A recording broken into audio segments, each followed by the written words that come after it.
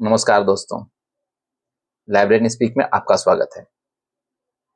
आज हम लाए हैं आपके लिए बिहार गजट में प्रकाशित नियमावली, जिसमें बिहार विद्यालय पुस्तकालय अध्यक्ष नियुक्ति, स्थानांतरण, अनुशासनिक कार्रवाई एवं सेवा शर्त नियमावली 2025।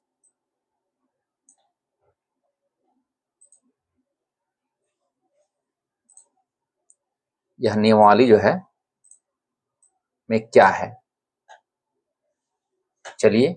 यह 2 जुलाई को पब्लिश हुआ है, पटना से पब्लिश हुआ है बिहार के गजट में, और यह असाधारण अंक में पब्लिश हुआ है।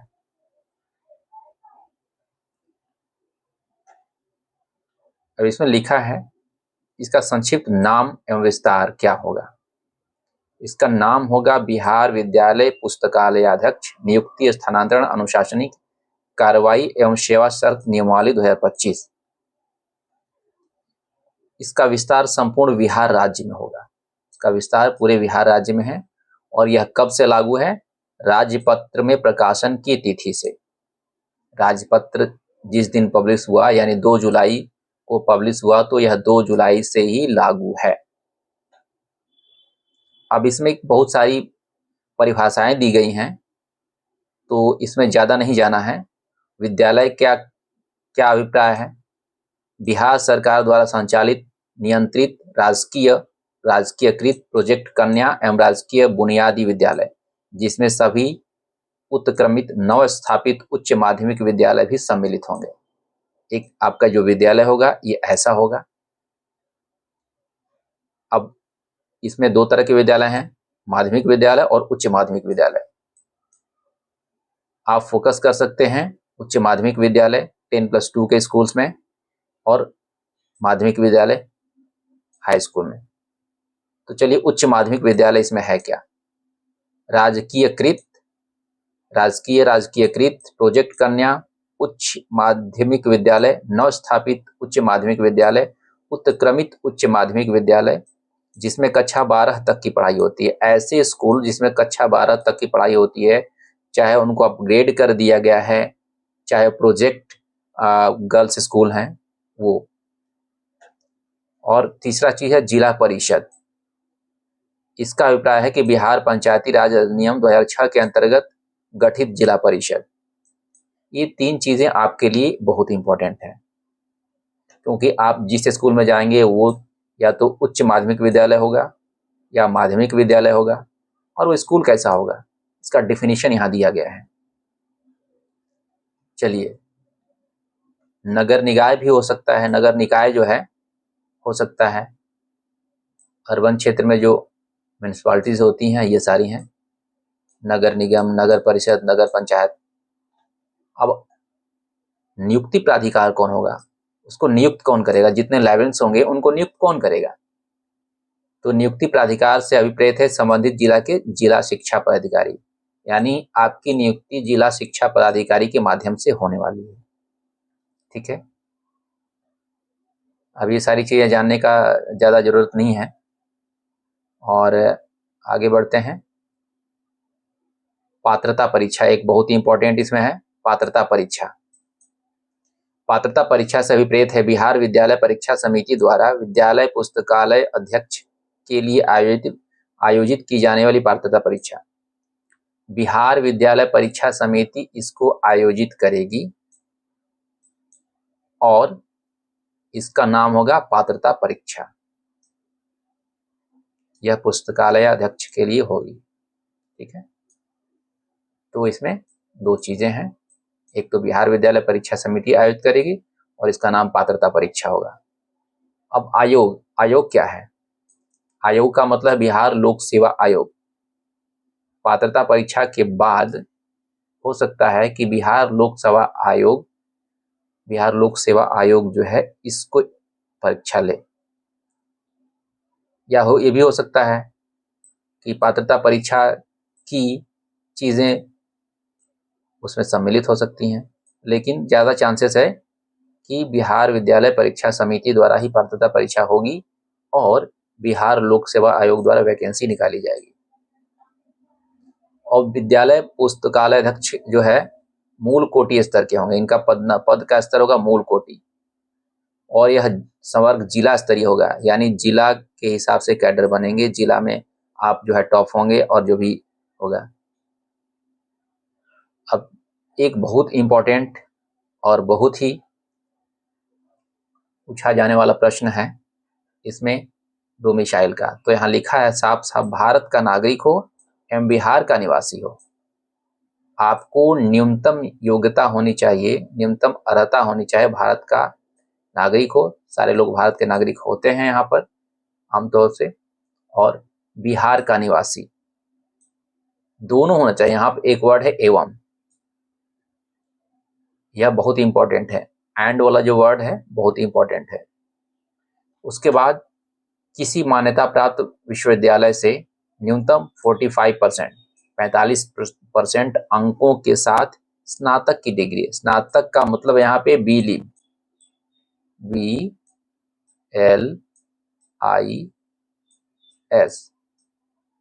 Bachelor of library and information science. बहुत सारे लोग उसको बिलिस बोलते रहते हैं, तो आप भी बोल सकते हैं, वैसे इसको BLib ISC बोला जाता है। और अब इसमें थोड़ा कंसेशन मिल सकता है SC ST OBC जो स्टेट के हैं, और साथ ही साथ दिव्यांग पर्सन है उनको भी मिल सकता है 5% का छूट। उसके बाद एक बहुत इंपॉर्टेंट है, ये यहाँ पर एक विश्वविद्यालय है अरबी एवं फारसी, मौलाना मजरूल हक अरबी एवं फारसी विश्वविद्यालय पटना। इसमें आलिम की डिग्री को स्नातक के समतुल्य माना जाएगा, और कामेश्वर सिंह दरभंगा संस्कृत विश्वविद्यालय, यहाँ जो शास्त्री की डिग्री है इसको भी ग्रेजुएशन के समतुल्य माना जाएगा। तो यहाँ पर ये चीज ध्यान देने वाली है। उसके बाद मान्यता प्राप्त किसी विश्वविद्यालय द्वारा दी गई पुस्तकालय विज्ञान में स्नातक की डिग्री। हाँ, यहाँ जो स्नातक की डिग्री है, वैसे भी आपको पता होगा कि BLib बिना स्नातक के नहीं होता है। Bachelor of library and information science करने के लिए आपको ग्रेजुएट होना जरूरी है। उसके बाद है बिहार विद्यालय परीक्षा समिति द्वारा विद्यालय पुस्तकालय अध्यक्ष के लिए आयोजित पात्रता परीक्षा में उत्तीर्ण।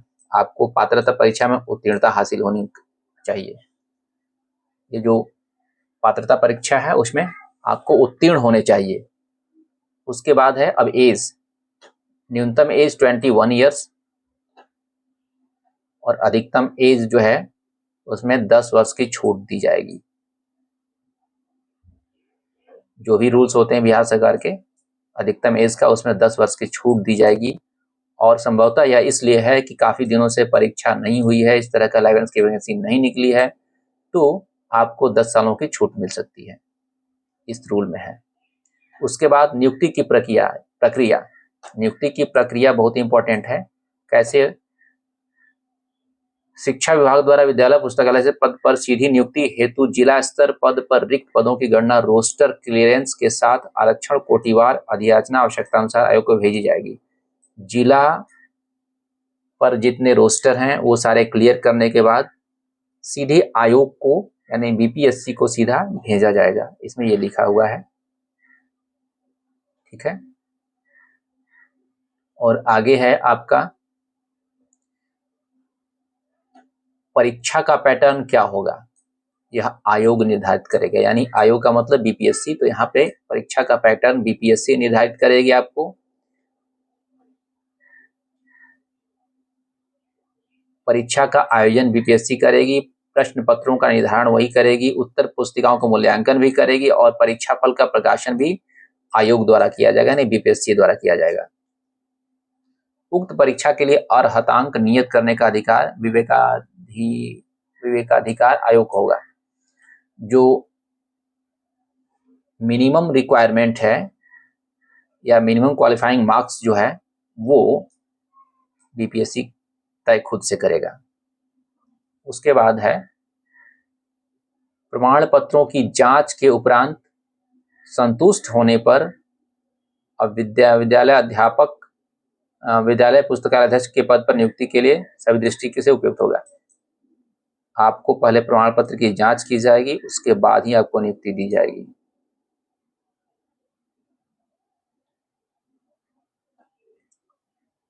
अब एक बहुत ही आपके लिए क्वेश्चन वाली चीज है जिसको देखना है, और मेरा आपसे रिक्वेस्ट है कि आप इसको प्रस्तुत न करें यदि आपका प्रमाण पत्र फर्जी तरीके से लिया गया हो, गलत तरीके से लिया गया हो, या वो रिकॉग्नाइज नहीं है।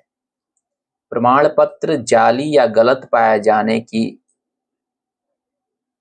एक सेकेंड, प्रमाण पत्र जाली या गलत पाए जाने की स्थिति में नियुक्ति रद्द करते हुए वेतन आदि के मद में दिए गए राशि की वसूली Bihar Orissa public demand recovery act 1914 के प्रावधानों के तहत करते हुए अन्य कानूनी कार्रवाई की जाएगी।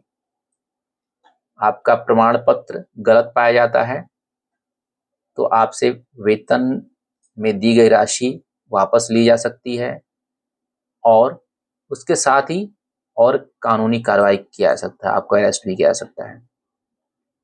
अब यहाँ आरक्षण है, आरक्षण में तो आप बिहार सरकार से रिलेटेड जितने भी आरक्षण के रूल्स हैं उसको फॉलो किया जाएगा। प्रोबेशन पीरियड जो है आपका, ये प्रोबेशन पीरियड 1 वर्ष के लिए होगा, योगदान की तिथि से 1 वर्ष के लिए प्रभावित होगा। अगर आपका प्रोबेशन 1 वर्ष तक के लिए उसको आगे बढ़ाया जाता है, अगर संतोषजनक नहीं मिलता है तो प्रोबेशन पीरियड 1 वर्ष के लिए आगे बढ़ाया जा सकता है, और उसके बाद भी संतोषजनक नहीं मिलेगा तो सेवा मुक्त किया जा सकता है। तो आपको प्रोबेशन पीरियड में बहुत से ध्यान रखना होगा। उसके बाद सेवा की संपुष्टि भी हो सकती है आपकी। सभी प्रमाण पत्रों की जांच करने के बाद, और आपका जो रैंकिंग होगा, सीधी भर्ती से नियुक्त कर्मियों की वरीयता का निर्धारण जिला स्तर पर आयोग के मेधाक्रम अनुसार किया जाएगा। आपका जो रैंकिंग होगा आयोग के मार्क्स के आधार पर जिला वाइज होगा। और स्थानांतरण से रिलेटेड तो चीजें हैं जो वो जिला के अंदर स्थानांतरण होगा, इसमें कुछ खास अभी कुछ करना नहीं है आपको। आपको किस बात का ध्यान रखना है? आचरण संहिता, ये इंपॉर्टेंट है।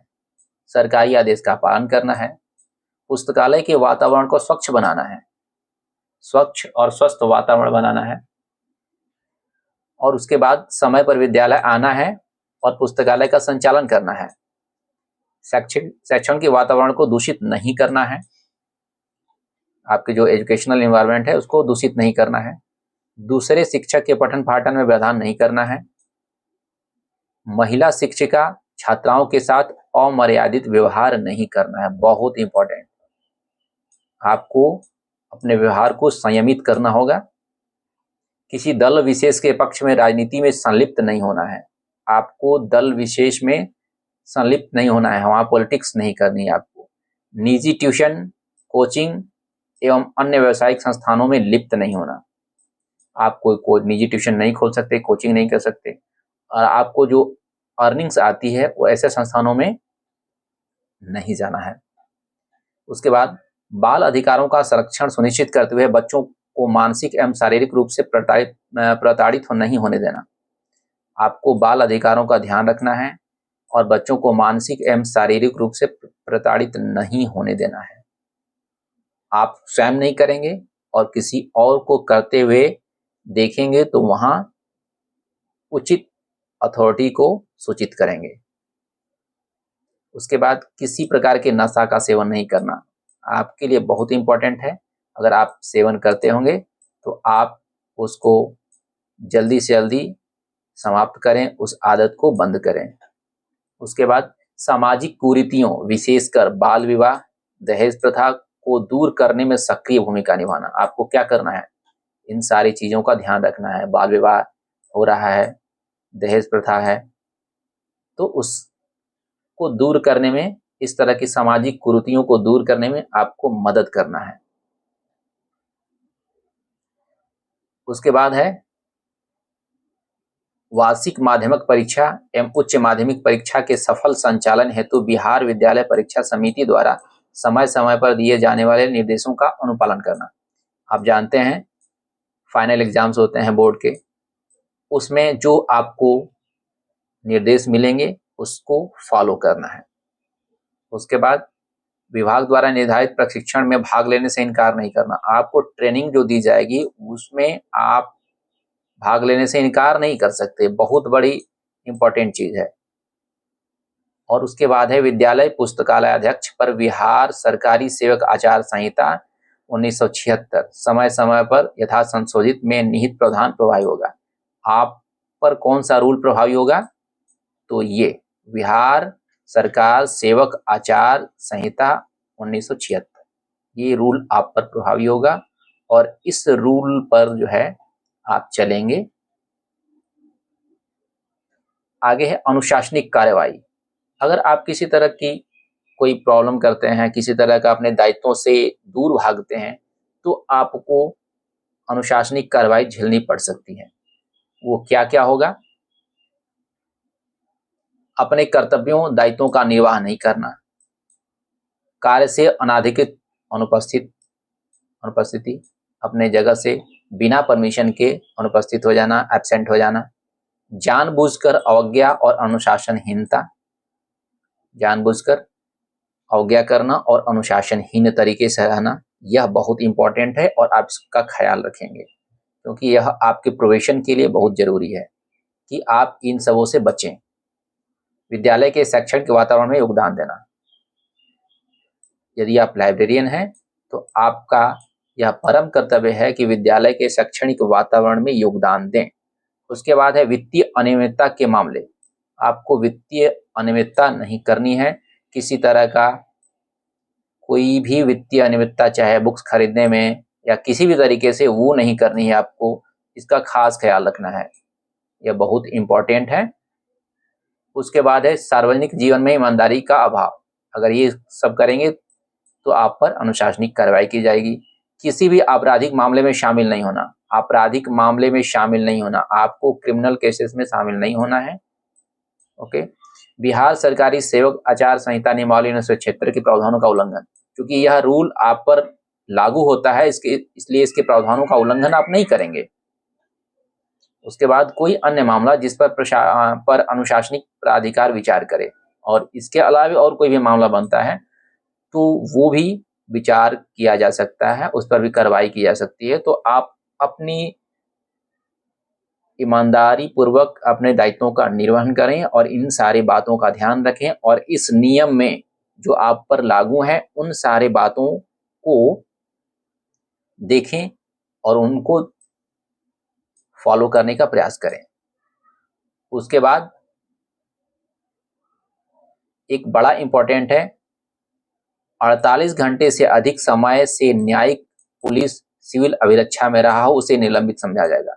अगर आप 48 आवर्स तक पुलिस न्यायिक सिविल अभिरक्षा में रहे हैं, अरेस्ट हैं, 48 आवर्स तक अरेस्ट हैं, तो आपको निलंबित समझा जाएगा और अनुशासनिक प्राधिकार ऐसा आदेश जारी करेंगे। तो आप क्रिमिनल केसेस में जाने से बचें, अरेस्ट होने से बचें और अभी शुरू के मामले में तो खासकर आप बचें। आपके ऊपर जो है कौन सा पनिशमेंट होगा, या तो बर्खास्तगी होगी, अनिवार्य सेवानिवृत्ति कर दिया जाएगा, निचले पद पर पदावनति दी जाएगी, आपको डीमोशन कर दिया जाएगा, प्रमोशन से डीमोशन कर दिया जाएगा, कम वेतनमान में पदावनति, ये सब चीजें बाद में हो सकती हैं, तो इसका ध्यान रखना है। और आपको जो इंक्रीमेंट है, वेतन वृद्धि है, उसको रोक दिया जाएगा, इंक्रीमेंट को रोक दिया जाएगा। ये सारे स्मॉल पनिशमेंट क्या होगा? निंदा कर दी जाएगी आपकी, और सक्षम प्राधिकार के समक्ष उपस्थित होने के लिए कहा जाएगा। वेतन कटौती के माध्यम से वित्तीय जुर्माना लगाना जो 15 दिन से अधिक ना हो, आपके 15 दिन का वेतन काट दिया जाएगा और इंक्रीमेंट रोक दिया जाएगा, वेतन वृद्धि रोक दिया जाएगा और प्रोन्नति रोक दिया जाएगा, आपका प्रमोशन रोक दिया जाएगा। तो विद्यालय में कोई भी इस तरह का कार्य करते हैं तो आपको पनिशमेंट मिल सकता है, इसलिए इसका ध्यान रखें और खासकर आप क्रिमिनल केसेस में जाने से बचें। महिलाओं का सम्मान करें। उसके बाद आपके लिए इम्पोर्टेंट है